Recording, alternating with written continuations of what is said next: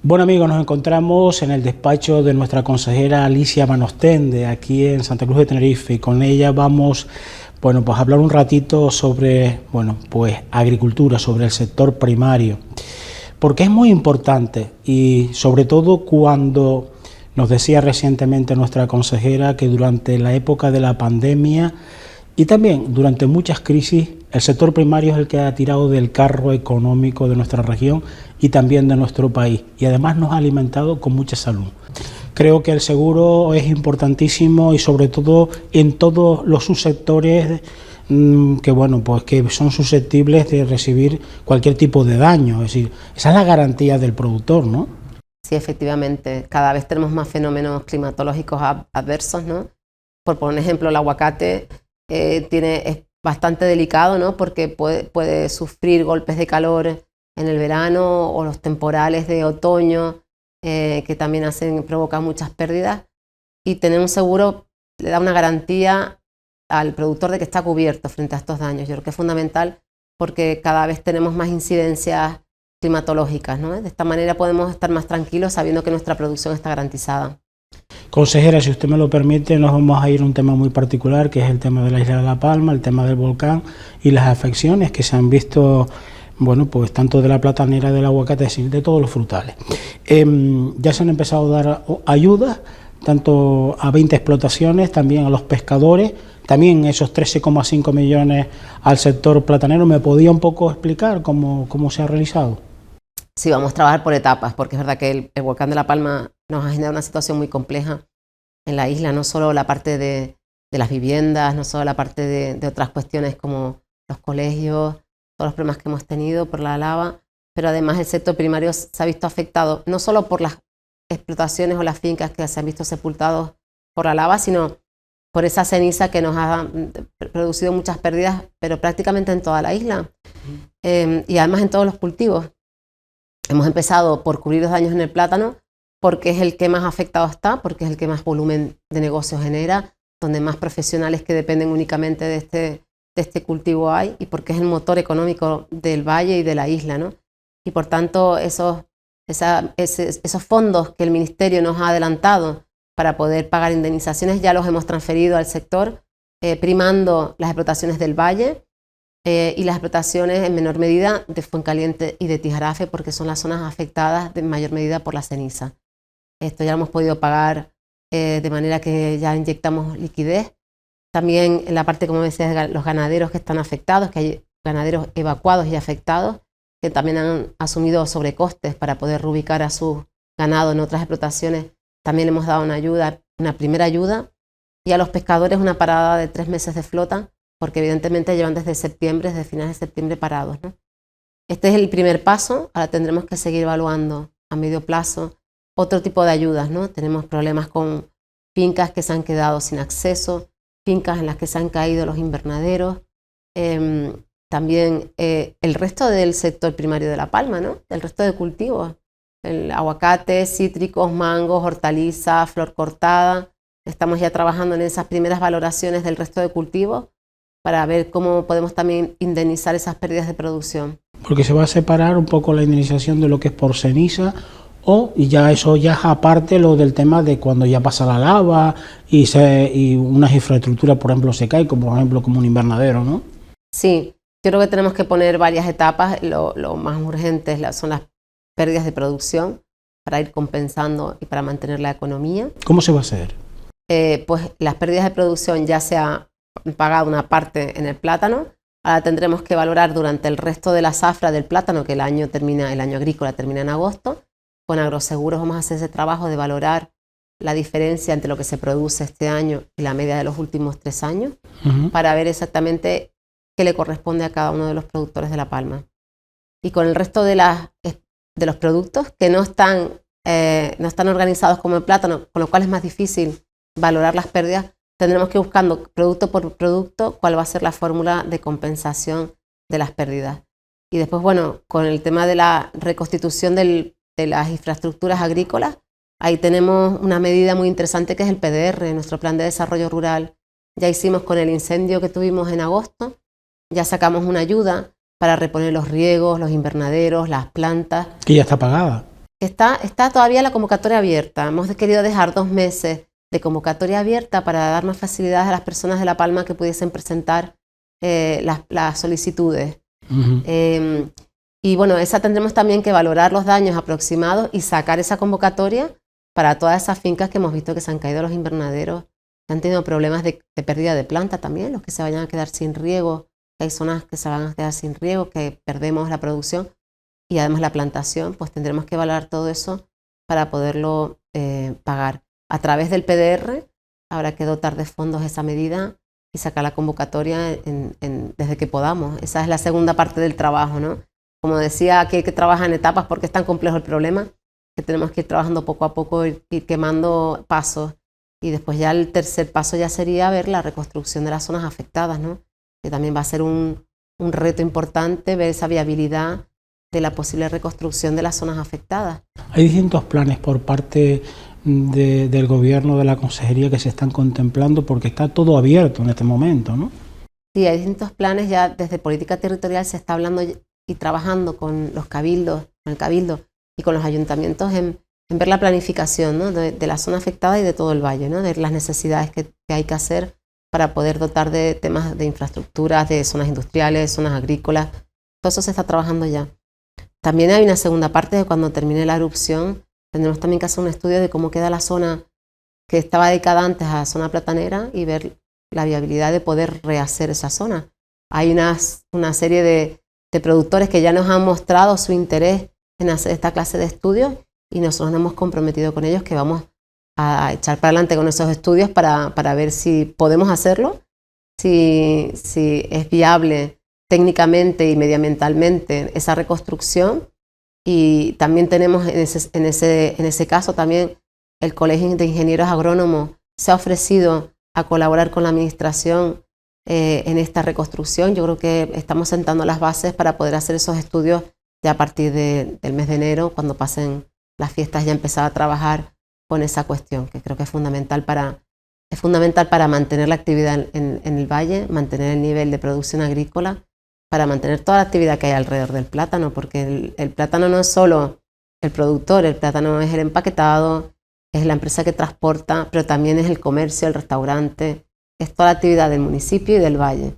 Y por tanto creemos que es importante fijar a la producción agrícola allí, que no perder esos producción de plátanos que hemos tenido hasta ahora en el valle, ¿no?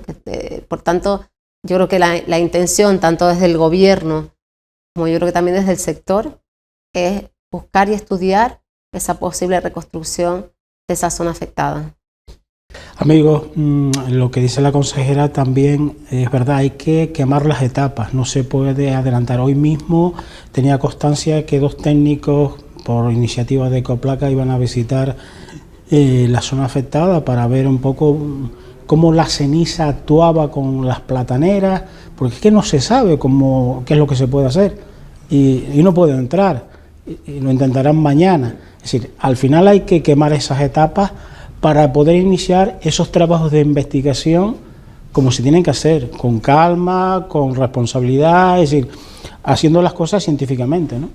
Sí, claro, tenemos que estar estableciendo prioridades en la orden de los trabajos, ¿no? La prioridad para nosotros ha sido, la primera, hacer esos pagos de los fondos que vinieron del Ministerio para dar liquidez, para que haya movimiento de dinero circulante en el sector, para que los productores puedan tener esos ingresos. Y lo segundo ya es ir a reconstrucción, las reconstrucciones parciales de esas infraestructuras, de las redes de riego, de los invernaderos, de todo lo que se ha visto afectado. Y lo tercero ya es la reconstrucción de las zonas sepultadas por la lava. Es decir, tenemos que marcarnos las prioridades para de alguna manera llegar a todo, ¿no?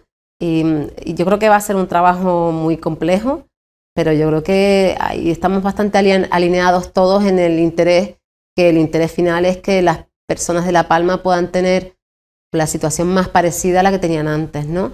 Y además que esto también nos sirva para replantearnos si tenemos que reconstruyamos mucho mejor, mucho más sostenible, mucho más práctico, mucho más económico y eficiente, ¿no? Por tanto, yo creo que podemos además quedar casi mejor en el después que en el antes. ¿Que el proceso será duro? Lo será, porque tendremos años duros, pero la finalidad es que de aquí a un par de años nosotros podamos mirar hacia atrás y decir, bueno, mereció la pena, ¿no? Mereció la pena pasar estos años porque tenemos algo mejor que lo que teníamos. Amigos, seguro que se están dando cuenta que tenemos un arbolito de Navidad, y arbolito de Navidad y la consejera es sinónimo de preguntarle por las ayudas del POSEI. Sí, las ayudas del POSEI y del plátano que siempre se pagan en Navidad. Pues sí, hemos intentado hacer un esfuerzo en anticipar las ayudas. Es verdad que este año ha sido difícil porque nos tocaba el cálculo de la cantidad de referencia, la revisión del histórico, y por tanto eso te limita que tienes que terminar la revisión del histórico para poder anticipar el pago. Y además hemos tenido algunas vicisitudes de última hora. Lo pagaremos sobre el 22 de diciembre y además este año sí que hemos llegado a un acuerdo con las organizaciones de productores para, en vez de pagar el 50%, vamos a pagar el 70%.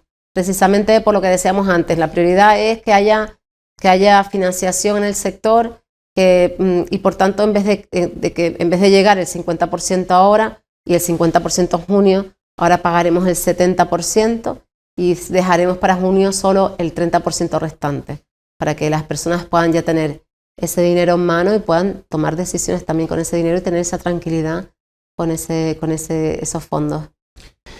La agricultura sin agua no funciona. Y yo quiero que usted me haga una valoración a nivel general de toda Canarias, porque bueno, este es un programa regional, y termine con la isla de La Palma y lo que se ha hecho, que yo creo que ha sido una apuesta de este gobierno por intentar paliar pues los efectos del volcán.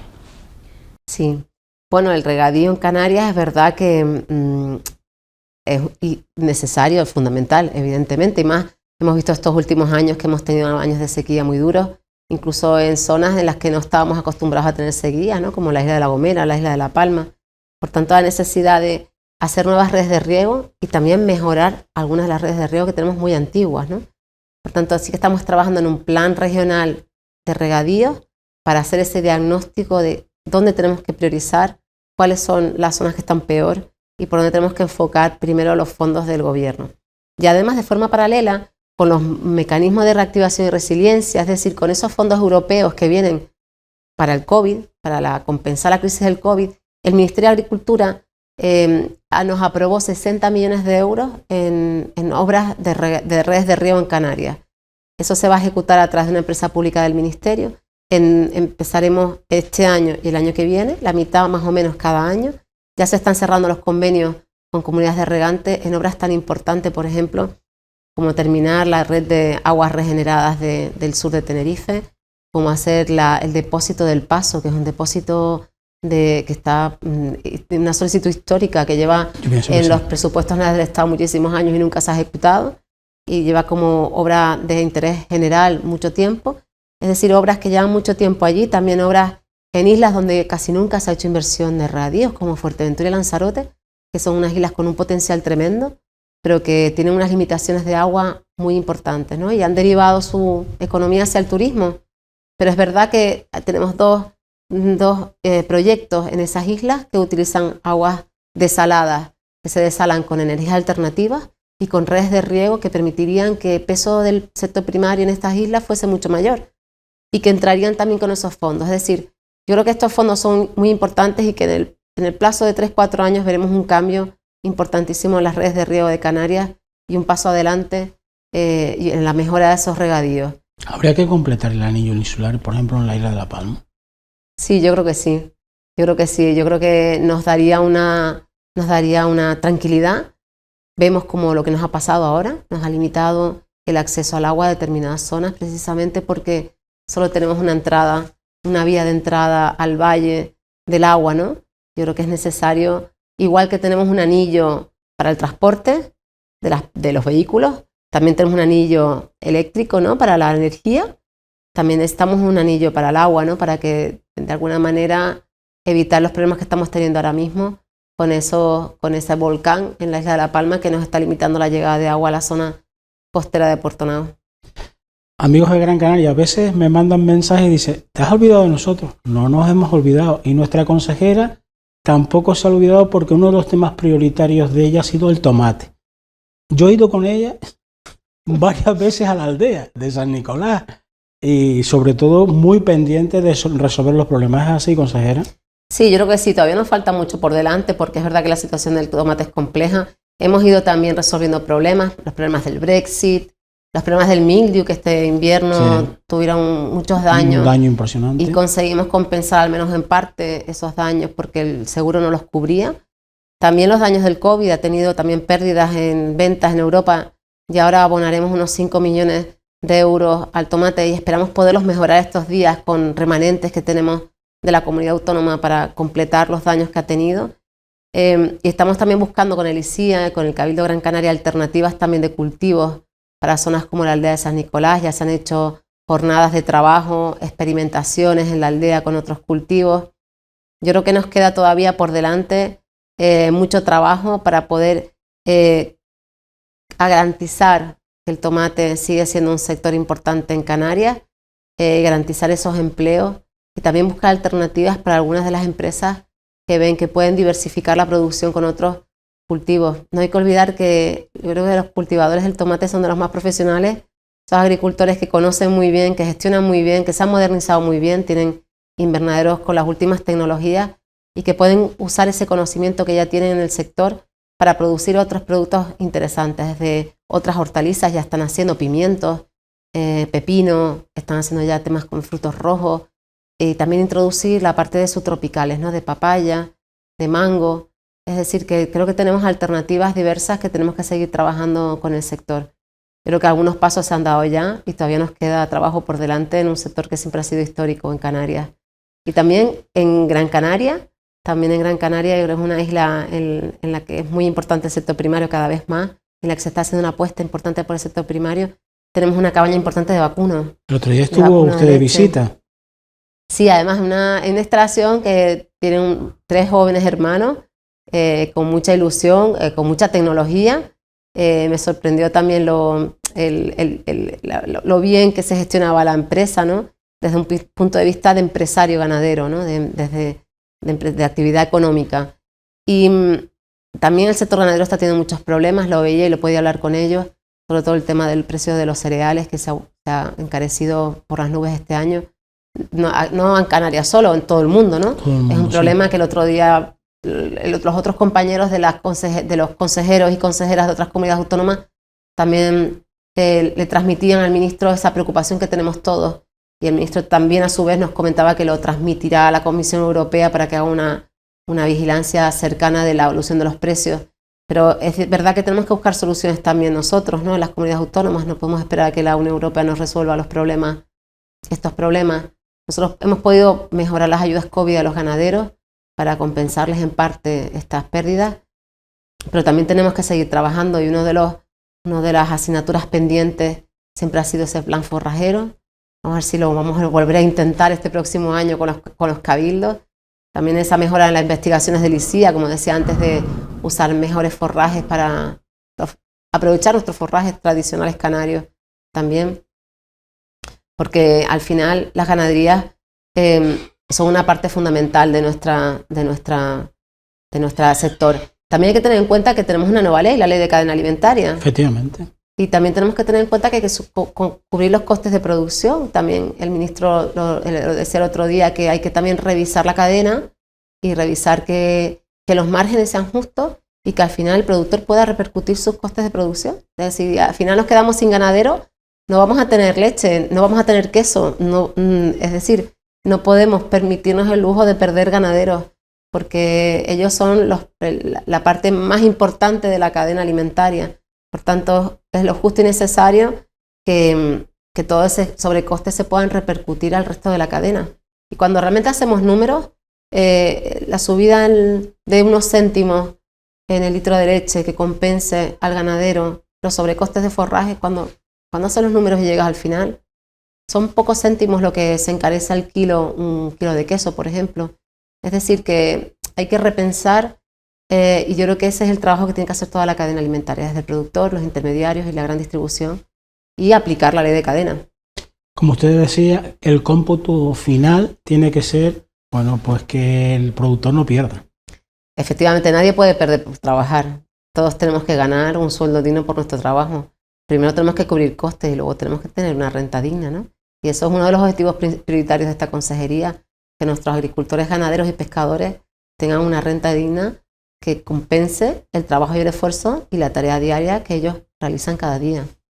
Bueno, amigos, no le vamos a sacar mucho más tiempo a nuestra consejera porque venía del Parlamento, esta tarde tiene Parlamento, ahora tiene reuniones y yo quiero dejarla trabajar para que nos siga resolviendo problemas, pero sí, no la vamos a dejar ir sin que nos dé un mensaje de Navidad, ya que tenemos el arbolito aquí, estamos en tiempo de Navidad y quiero que usted se dirija a todos y dé ese mensaje de Navidad, porque yo creo que nos hace falta. Sí nos hace falta, porque llevamos un año muy complicado, 2 años muy complicados. Este último semestre del año ha sido tan difícil para toda Canarias, especialmente para La Palma, ha sido un año muy difícil. Y todavía estamos en la emergencia, todavía estamos con familias que están fuera de su casa, con situaciones personales muy difíciles. Y son fechas que son especiales. A mí me gustaría poner el foco en que son fechas para compartir con nuestra familia, ¿no? Con nuestros seres queridos, y que afortunadamente eso no nos lo ha quitado ni el COVID ni el volcán. Y por tanto yo creo que tenemos que valorar esa cuestión y también un poco buscar ese optimismo y esa esperanza en pensar que el año que viene sea mucho mejor que este, ¿no? Y que podamos tener un año de más tranquilidad, un año de recuperación, tanto del COVID como de la erupción volcánica, que podamos volver a una cierta normalidad. Todavía decía yo en una entrevista que mantenía con un presidente de una cooperativa que hacen falta líderes en estos momentos, líderes políticos, líderes que nos lleven adelante. Y yo creo que nuestra consejera es una líder. Por lo pronto, a mí me da tranquilidad y me da sosiego y me da mucha esperanza. Es así, no puedo decir lo contrario. Bueno, muchas gracias, pero bueno, yo creo que en estos momentos lo que tenemos que hacer es arrimar todo el hombro y trabajar todos juntos, desde la administración, desde el sector, y hay que echar los restos ahora, porque cuando vienen mal dadas es cuando hay que trabajar el doble, el triple, lo que haga falta para sacar esto adelante. Pues vamos a ponernos a trabajar. Eso es, a currar. Muchas gracias. Muchas gracias a ustedes.